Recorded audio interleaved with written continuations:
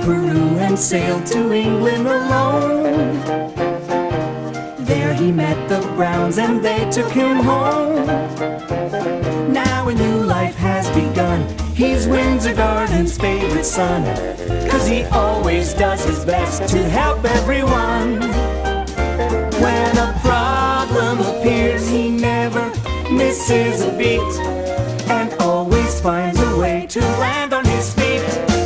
Has his very own unique point of view. Looks at everything as if it's brand new.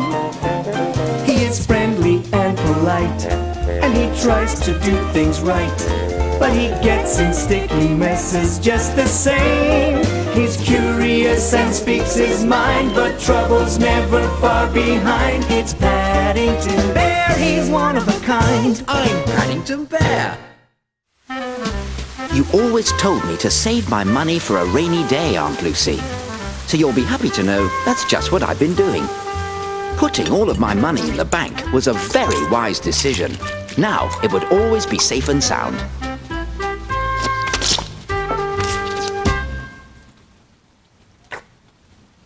What? Robbery at Floyd's bank? But that's where my money is. Oh!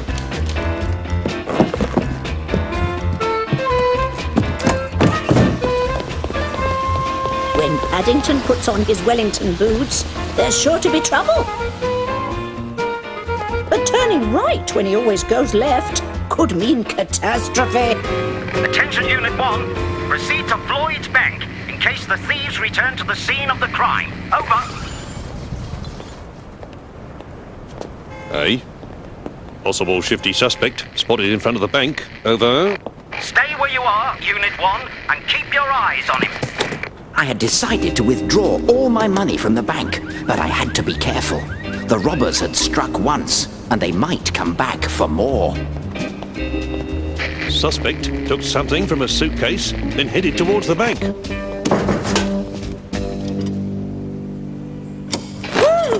Oh, can I help you?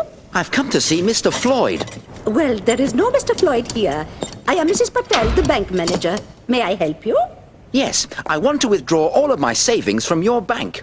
Please, why don't we step into my office where we can talk about this, Mr. Paddington Brown.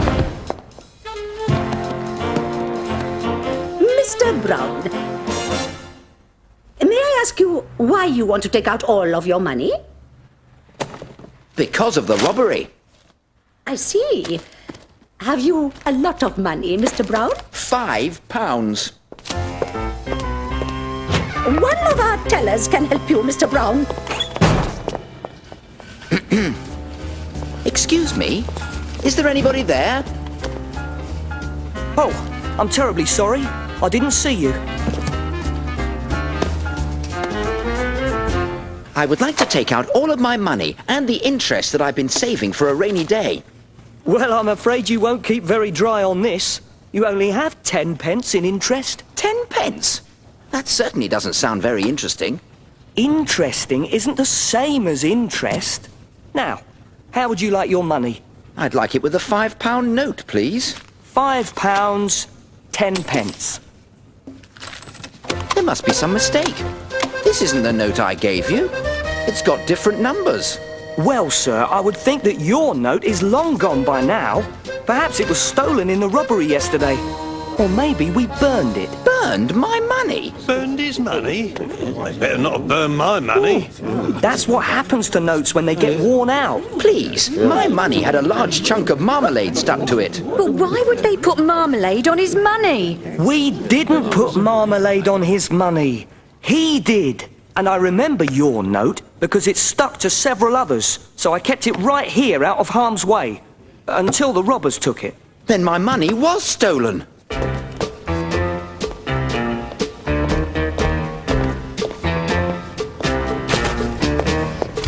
Mrs. Bird always said to call her in an emergency, and this was definitely an emergency. Suspect has entered the telephone booth. Over.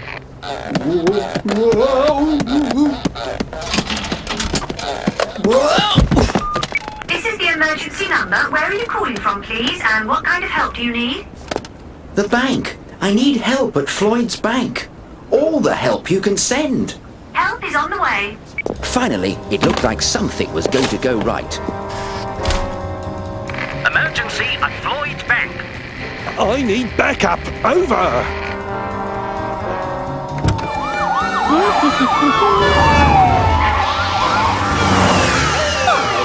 That's the same way Paddington went this morning. I'll eat my hat if he isn't up to something.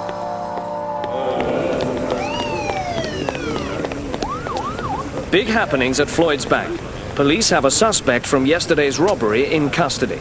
I knew you were up to no good. You're nothing but a hoodlum. But it was my £5 note that was stolen. It had a marmalade chunk on it. Well, maybe not a robbery suspect, but a bear causing mischief who deposited money smeared in marmalade. Officer, I believe there's been a terrible mistake. This is no hoodlum. He's an upstanding citizen of this community. You know this bear? Why, of course. I even opened his bank account for him. Officer, there has obviously been a misunderstanding. This bear is one of our customers. Really? Well, that doesn't explain why I called the emergency number for help. But that's what you're supposed to do when you need help. Not for this kind of emergency. I was only trying to call Mrs. Bird, but a strange voice asked me what I needed. So I said I needed help. I'm sure he didn't mean to cause such a commotion. Did you, Paddington? Well, no, but Mrs. Bird, my note was stolen. The one with the marmalade on it. Attention all cars. Robbery suspect detained after trying to use marmalade defective note. All cars proceed to 55A Melbourne Lane. Terribly sorry, sir. And it looks like you may have helped catch the real thieves. Like I say, bears always land on their paws. And because of the help of one outstanding citizen, or rather one outstanding bear, the Floyd's bank thieves were apprehended and the stolen money returned. And to think it was because of some marmalade on a note. Mr. Brown, it is with great pride that I can now return your note. And thank you for putting marmalade on it. It was very helpful. If you like, Mrs. Patel, I could put marmalade chunks on all your notes. No thank you, Mr. Brown. I don't think that will be necessary. I decided to keep my money at Floyd's bank after all, Aunt Lucy, where Mrs. Patel assures me it will keep on growing. And when it has, I hope to come and visit you. But Mrs. Bird says with only £5.10, it may be a while before I do. Adios.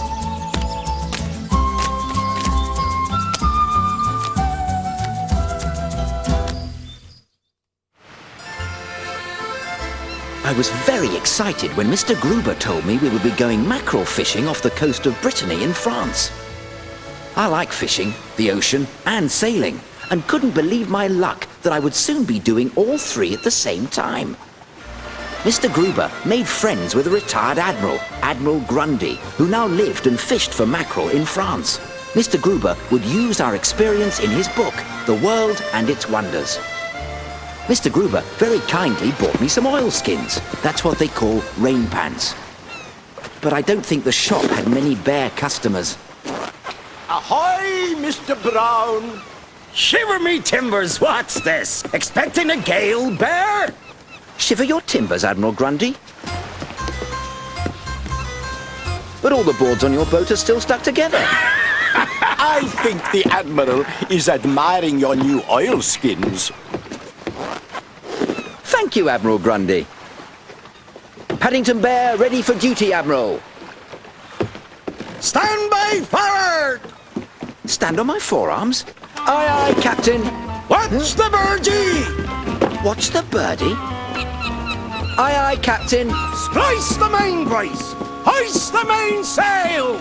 Yes, you're right. I am having trouble with my braces. But this should help.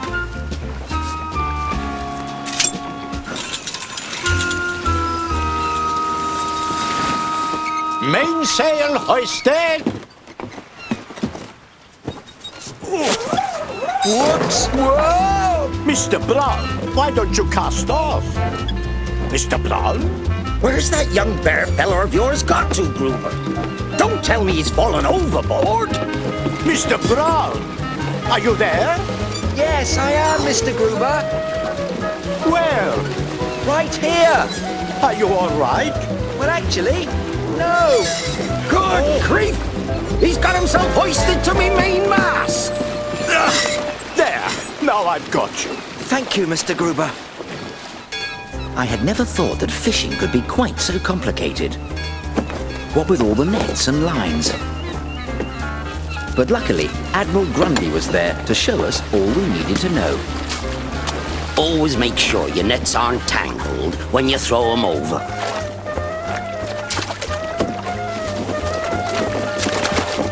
And please, always make sure there aren't any bears in them too. Admiral Grundy put me on untangling the nets duty, mostly because I had done the tangling. Now, for the big moment. The thing about fishing is that you never know what you're going to catch, and sometimes that's just as well. Admiral Grundy decided to give me the very important job of fishing with a line and a pin. I was not about to let my first catch of the day get away from me.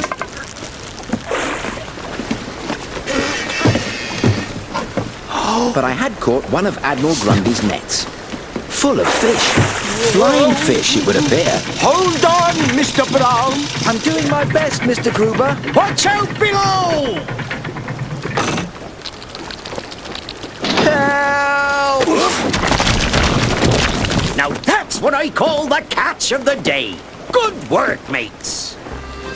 After our success at fishing, Admiral Grundy decided to treat us to a relaxing afternoon on an island. Splendid. We'll set up my tent in case anyone wants to take a nap in the shade. Now, don't forget to tie up there. Thank you for reminding me.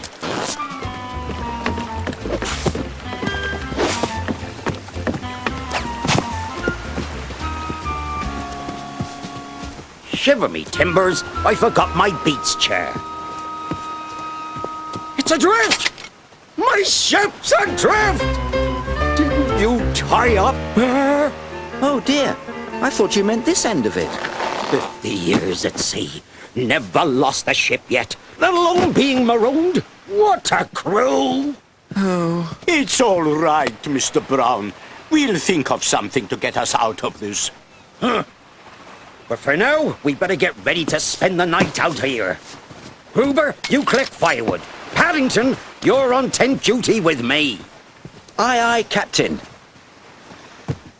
While Admiral Grundy was grumbling at the prospect of spending a cold night on the windswept island. Can't believe it. Ship adrift. What will people in the village say? I was quite excited. I had never spent a night in a tent before. But this one looked rather small to fit 3 people. Oh. That's it, Bear. I'll set the poles, and you tie the guy ropes and hammer in the stakes. And be careful with your knots. Don't want it blowing off as soon as we get inside. I had no idea what a guy rope was, and I couldn't see any stake. But if there's one thing bears are good at, it's hammering. Shake a leg, Bear!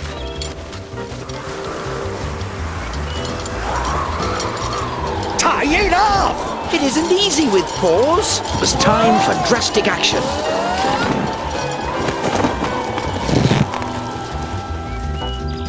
What happened to the tent? I think I must have got my guy ropes crossed by mistake. Then Admiral Grundy told me to shake my leg. And where is the Admiral? Help! He told me to tie it off. Oh, no.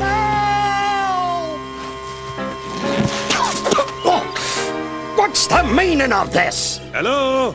I saw Monsieur Lebert signal for help. What signal for help? Monsieur Lebert was waving in distress, so I came to the rescue.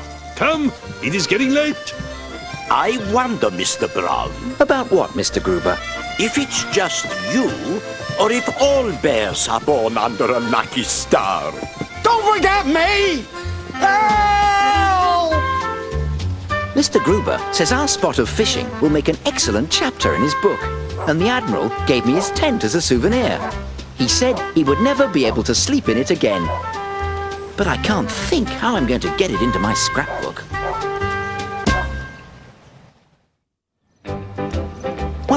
stopped outside Mr. Gruber's shop when something very strange happened. It was a lovely sunny day, and yet... Excuse me, that was my nose. And what are you doing to Mr. Gruber's window? It's job week. Job week? Well, I hope Mr. Gruber knows he won't be very pleased if you drip on his customers. It's all right, Mr. Brown. People give the scouts odd jobs to do and pay them what they think it's worth. The money all goes to charity. Charity? It would be nice to send some money to Aunt Lucy, but I don't suppose they have bears in the Scouts. I shouldn't let that stop you. You must have been a cub once. You could have your own job week. Job week for bears? What a good idea. Excuse me, everyone. I must go and see Mrs. Bird. Goodbye, Mr. Brown. Take care. Oh, you missed a bit here. It's a marmalade chunk. A job? What would be a safe job for Paddington? I don't mind earning danger money, Mrs. Bird. I was thinking more of the safety of the house. Oh, I've always felt very safe here at 32 Windsor Gardens, Mrs. Bird. I've got just the job. You can hang this lot on the clothesline. And when they're dry, I can iron them if you like. Ha ha! I'd like to see that. The day I let Paddington near an iron. I wanted to do a particularly good job with the laundry, so Mrs. Bird would find me other jobs. Wind is very good for drying clothes, but makes it difficult to hang them.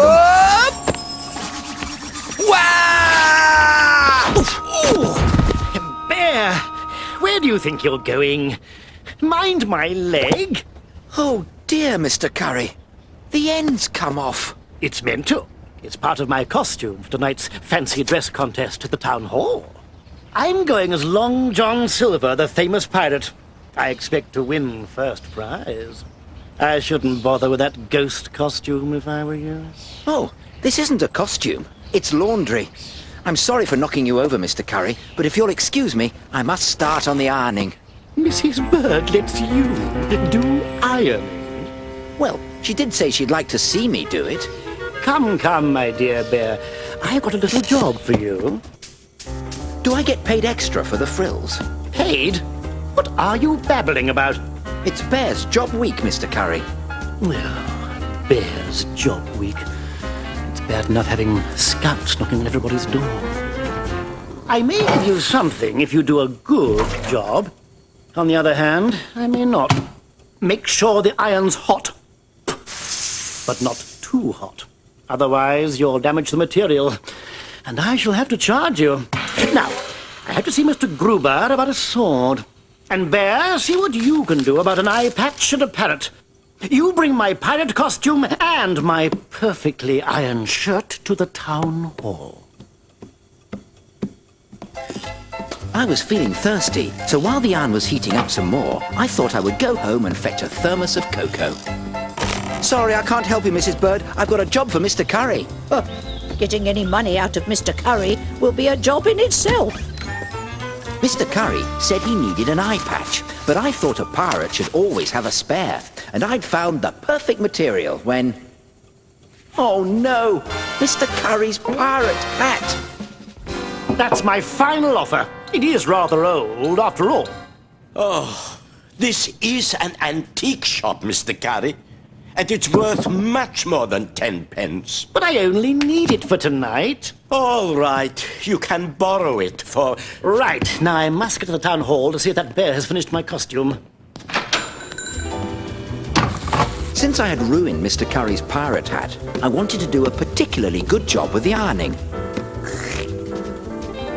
First, I had to make sure the iron was hot enough, just as Mr. Curry had. Mr. Curry said he wanted the wrinkles ironed out, so I hoped I could iron out the cocoa stain too.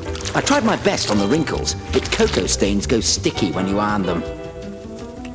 And feather dusters aren't very good at cutting through goo.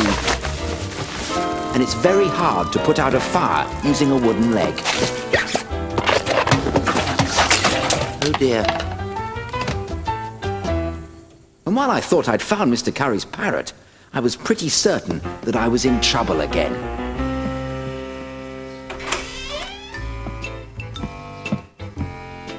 Why, Paddington! I didn't know you'd entered the costume contest. It isn't a costume, Mr. Brown. It's a disguise. Oh, and if you see me at the Jamboree tonight, don't call me Paddington. Call me Redbeard.